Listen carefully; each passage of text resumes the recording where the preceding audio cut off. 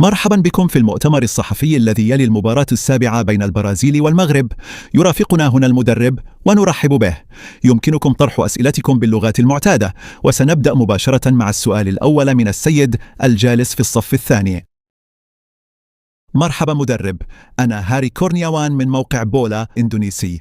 سؤالي هو: حصلتم اليوم على التعادل أمام البرازيل، وأعتقد أن ذلك يشبه ما حدث للمغرب في كأس العالم 2022 بقطر عندما تعادلتم مع كرواتيا في المباراة الأولى. هل تعتقد أن مشوار المغرب في هذه النسخة قد يكون مشابها لما حدث في مونديال 2022 عندما وصل المنتخب إلى نصف النهائي؟ لا، الأمر مختلف. لقد تعادلنا اليوم، ولا يمكن مقارنة هذه المباراة بمواجهة كرواتيا في كأس العالم 2022. وإذا سألتني الآن إن كنت سأوقع على تكرار المسار نفسه، فسأجيب لا، بل أتمنى الذهاب أبعد من نصف النهائي. من الواضح أننا قدمنا مباراة جيدة وحصلنا على نقطة. كنا نأمل في تحقيق أكثر من ذلك، لكننا سنكتفي بهذه النقطة ونسعى إلى التطور في المباراة المقبلة. مساء الخير مدرب. أولا أهنئك، فقد قدمت درسا تكتيكيا رائعا يدعو للفخر. أريد التطرق إلى نقطة معينة. الفريق كان جيدا جدا في الخروج بالكرة وفي اللعب بالمثلثات والتمريرات القصيرة، لكنه كان أقل جودة في الكرات الطويلة، خاصة في تمريرات إيسا وبونو. كيف تفسر ذلك؟ وأريد أيضا الحديث عن الأداء الرائع لبوعادي. هل تعتقد أنك وجدت أخيرا خط الوسط الذي سيعتمد عليه المنتخب خلال السنوات المقبلة بوجود أيناوي وبوعادي ومرابط؟ السلام عليكم. بداية، لا أتحدث عن درس تكتيكي. لدينا مبادئ لعب واضحة، وما أظهرناه اليوم سبق أن أظهرناه أمام النرويج في الشوط الأول.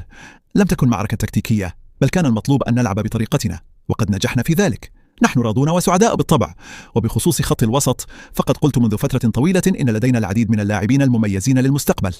أيوب قدم مباراة جيدة، وأيناوي قدم مباراة ممتازة، وسمير دخل بشكل جيد. أما أناحي فنحن نعلم أنه قدم شوطا أول رائعا، وسيكون أفضل في المباريات المقبلة. كما أن لدينا أمرابط الذي سيساهم بإمكاناته، إضافة إلى لاعبين آخرين توجوا بكأس العالم تحت 20 عاما، وهم غير موجودين معنا حاليا. لذلك نحن واثقون من مستقبل كرة القدم المغربية، لكن في النهاية حققنا تعادلا فقط. كما قلت سابقا، أنا لست حزينا اليوم، لكننا كنا نرغب في الفوز. مدرب، أنا من صحيفة لوماتان.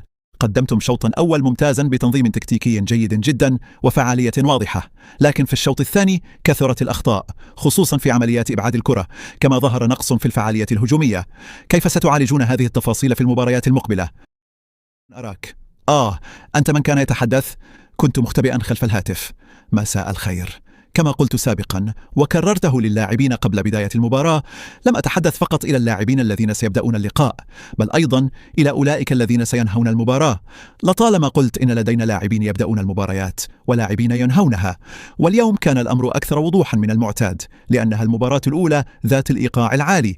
صحيح أننا خضنا مباريات ودية، لكننا كنا نجري خلالها تغييرات كثيرة، ولم يكن اللاعبون يشاركون لأكثر من 45 دقيقة في أغلب الأحيان. ومنذ نهاية البطولات المحلية مر وقت طويل دون خوض مباريات بإيقاع مرتفع، ولذلك كان من الطبيعي أن نعاني قليلا في الشوط الثاني وأن تزداد الأخطاء. لكننا لاحظنا أنه بعد التغييرات استعدنا الحيوية وخلقنا فرصا وتقدمنا أكثر إلى الأمام ونجحنا في استغلال العمق. إذن اللاعبون الذين دخلوا كبدلاء أنهوا المباراة بشكل جيد، وهذا أمر طبيعي. لقد شاهدت مباريات أخرى شهدت انخفاضا في الإيقاع خلال الشوط الثاني، وأعتقد أن ذلك سيحدث مع العديد من المنتخبات. أما كيفية معالجة ذلك فستكون بمواصلة اللعب وخوض المزيد من المباريات. بهذه الطريقة سيستعيد اللاعبون نسق المنافسة، وسيصبحون أكثر قدرة على تكرار الأمور الإيجابية التي نقوم بها طوال 90 دقيقة. مايكل باتيستا من نيويورك سبورتس نيشن ونيويورك سوكر جورنال. هل يمكن أن تتحدث عن خط الوسط الذي قلت إن لديك فيه العديد من الخيارات؟ بدا أنكم تمكنتم من السيطرة على البرازيل بشكل كبير خلال الشوط الأول. ما الذي سار بشكل جيد؟ وماذا تقول للجماهير؟ ربما كانت نسبة جماهير البرازيل 80%، لكن 20% التي ساندتكم قدمت دعما رائعا. ماذا يعني لكم هذا المشهد؟ عندما نتحدث عن خط الوسط فالأمر لا يتعلق فقط بلاعبي الوسط. لم يكن الأمر مقتصرا على لاعبين أو ثلاثة، فبلال كان يعود للمساندة، وإبراهيم دياز كان يدخل إلى العمق، وصيباري لعب كرأس حربة، لكنه كان يتراجع أيضا، وهذا منحنا القدرة على السيطرة على وسط الملعب في بعض الفترات. لكن أكثر ما يعجبني هو أننا نعمل على مبادئ لعب واضحة منذ اليوم الأول، منذ المعسكر الأول في شهر مارس، ونحن نؤمن بها.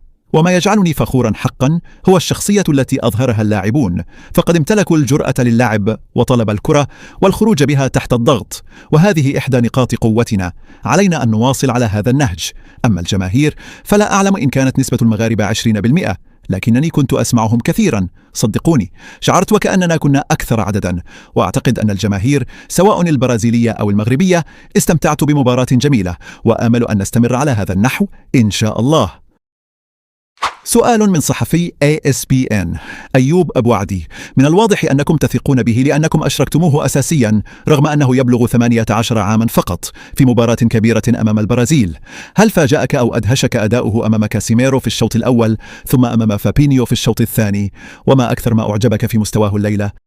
لأننا نعرف جيدا نوعية اللاعب الذي يمثله، ولهذا عقدنا معه العديد من اللقاءات من أجل اختياره تمثيل المغرب.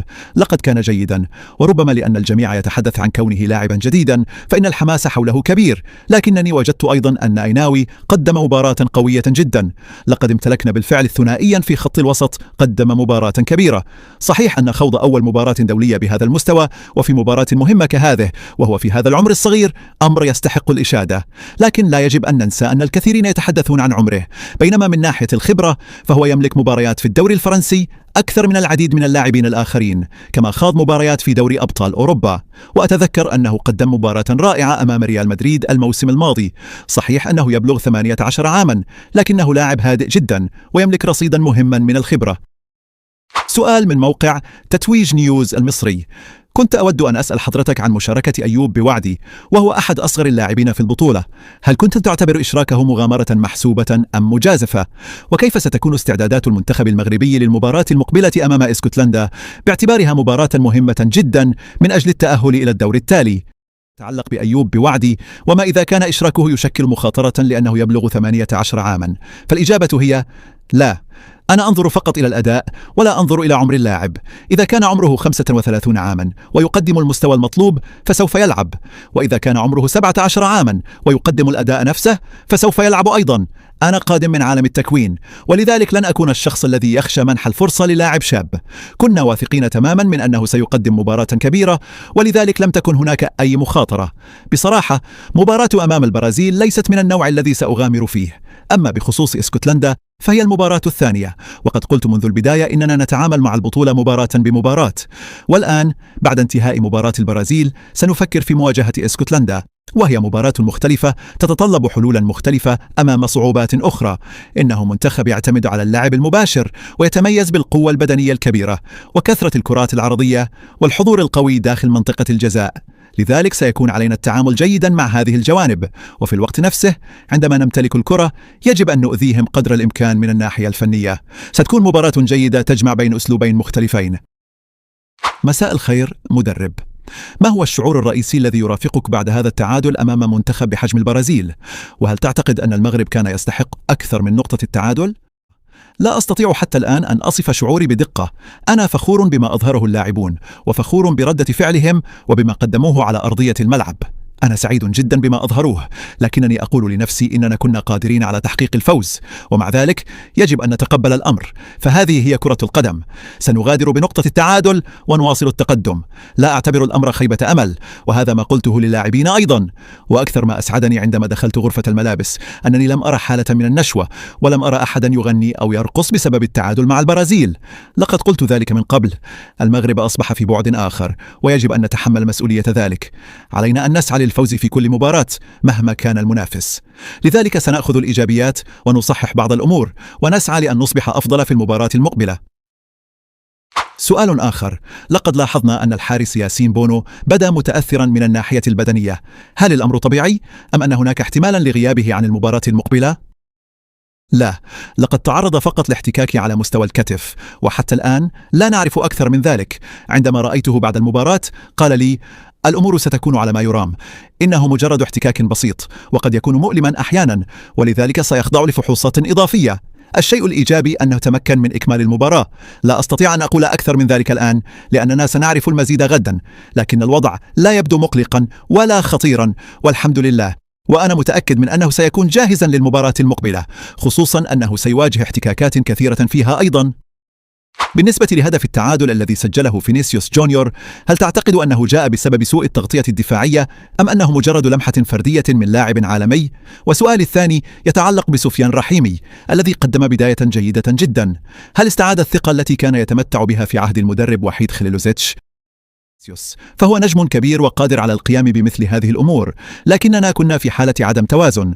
فقد لعبنا كرة طويلة ثم تمريرة للخلف ثم كرة طويلة أخرى وخسرنا الكرة الثانية، فوجدنا أنفسنا في وضعية دفاعية غير متوازنة، ما جعل المهمة أصعب. وعندما تواجه لاعبا بجودة فينيسيوس فمن الطبيعي أن يكون قادرا على تسجيل أهداف من هذا النوع.